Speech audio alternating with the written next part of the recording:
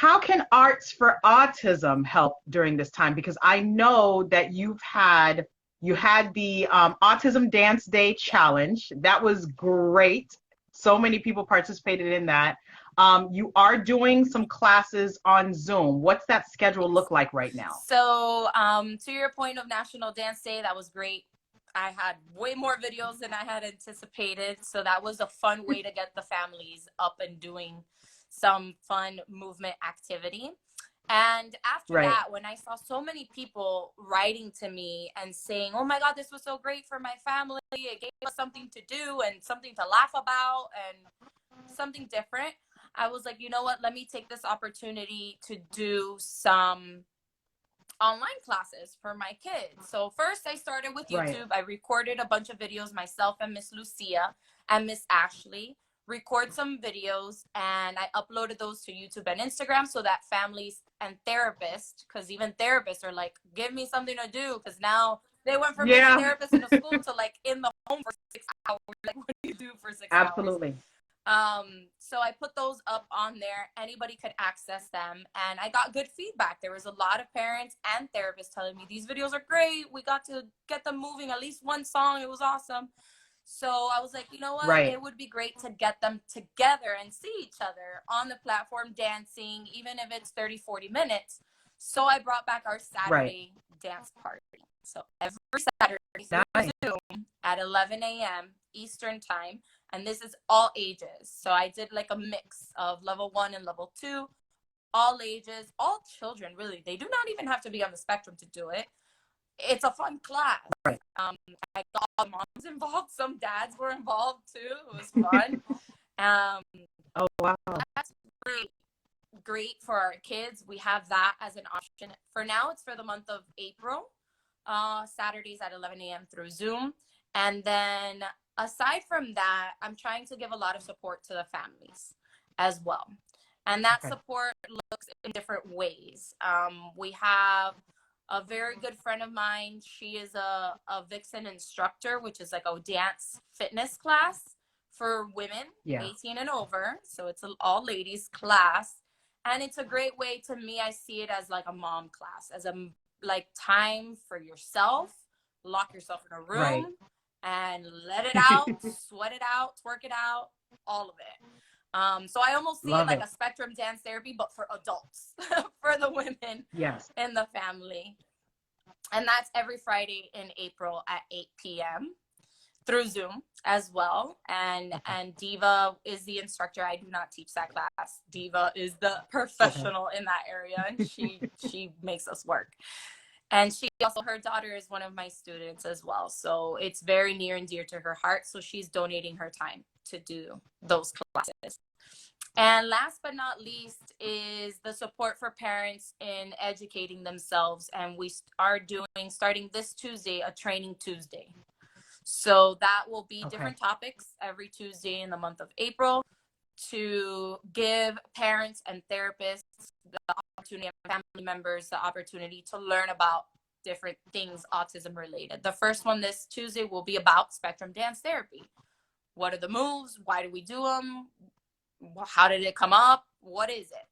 Right. All of that, we'll be talking about it Tuesday at 7 p.m. And the following Tuesday will be all about applied behavior analysis, ABA, and learning the basic principles of ABA. And all of these things are available through Zoom for $5. Okay. There are all fundraisers for our Nice. scholarship programs. So to put things in perspective, the simple $5, yesterday's Vixen class, which was the all ladies class, raised $220. So imagine, Nice. like, $5 can really go a Yeah. long way. So combining all of these little things together, I feel like we're trying to deliver the best of the best to our families who really need it right now. They need the training, Absolutely. they need the outlet for themselves, and they need an outlet for the kids. Give them something Yes. to do. Please. So you're giving everybody an opportunity to get involved. And I'm glad you mentioned something about ABA in your conversation. Can you tell folks what ABA is? That's something that you're currently certified. Yes. I'm a board certified behavior analyst. That's what I went to school for. I have a master's in developmental disabilities.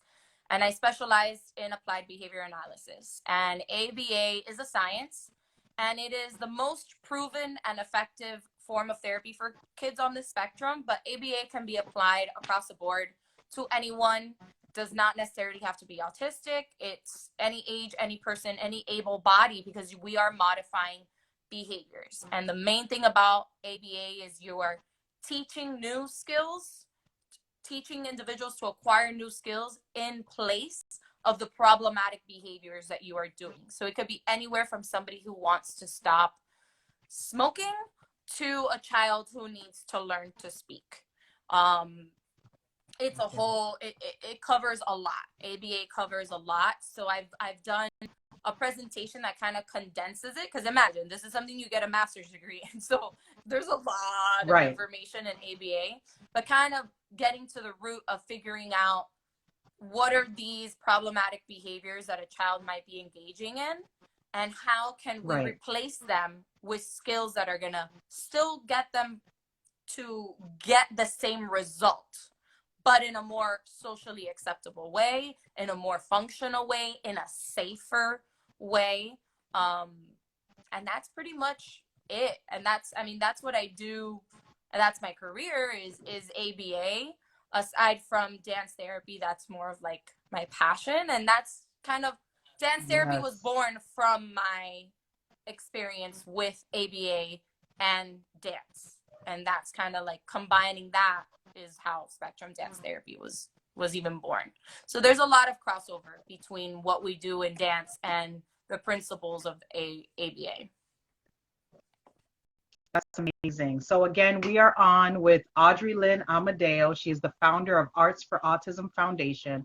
For all of you who have joined in recently, please share this. If you're watching, I'm just going to repost this on Facebook when we're done with this conversation. Cool. So I think Instagram is going to give me a timer soon, right? When I have to download it or something. I always forget to do that. Remember, it'll be on the top I'm left gonna try. corner. I always forget, and I'll be like, share, and then I forgot to press like save and download. Yeah. I'm going to try to remember. So we're talking all things autism. We've talked a little bit about Arts for Autism Foundation. We've talked a little bit about this COVID-19 and quarantine. Let's talk a little bit about the autism community and supports. I know you're involved in some different organizations and groups. Can you tell us about a few that you're involved in now? Yes, I love working with the Special Needs Advisory Board of Miami Lakes. As I previously mentioned, our classes are currently at a dance studio that is in Miami Lakes. And in turn, I've gotten connected through a lot of the students and the families of the students with their Special Needs Advisory Board. And they do great things free of charge to the community, activities, for the kids, for the families, resources, support groups. They're doing so much. So I love working with them, being a part of what they're doing. We just recently got I don't know if it was a grant or a scholarship, but they gave us some money, so that was good. To support our classes and give back to their community so their kids could take these classes for free.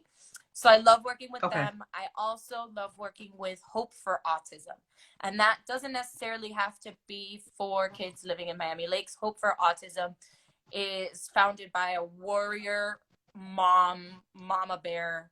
She is incredible. Anybody who knows her knows that she's a force to be reckoned with. Marianela, who is the founder of Hope for Autism. And they work very closely with CARD, the Center for Autism and Related Disabilities of Miami Lakes. And they are a good support, I would say, for kids on the spectrum who are not even kids anymore, like the teenagers and the adults. And they do talent shows, which was like one of my favorite events I went to last year.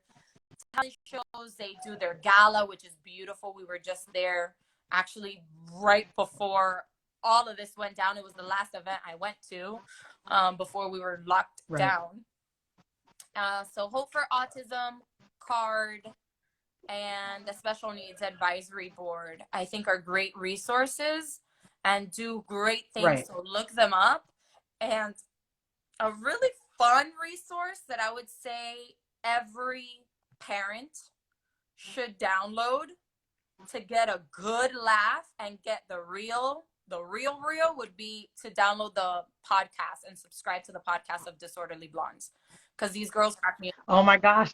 I, I'm going to talk to them next week. So I have them scheduled to you guys talk don't next want to miss week. But that. yeah, they are amazing. I've watched a couple of things that they've put out, and I've listened to their podcast a bit, and they talk everything autism. I mean, everything. They keep it real. Yeah, they definitely put a lot of things in perspective, both for the adults and in caring for the children. So I truly, truly appreciate the information that they provide. I guess to round this out, I would ask you this. What are some things that you would suggest for parents in terms of them being able to share information about autism to their family and friends? Because I think the hardest thing for me as a family member to somebody on the spectrum is trying to get other people to understand autism. Because I find the most difficult thing is the people that are supposed to be the closest to you and those that love and know and care for you will still be those same people looking at my nephew like, what's wrong with him? Like, does he have a disease? Like, Am I gonna catch it? what is it that? contagious? Yeah, and that's been really rough. And it's strange because over the years we've learned about different people that we know, whether there be distant friends or distant family that have children on the spectrum, and it's like they were some of the same people that are like, oh, yeah, what's and I'm like, but now you understand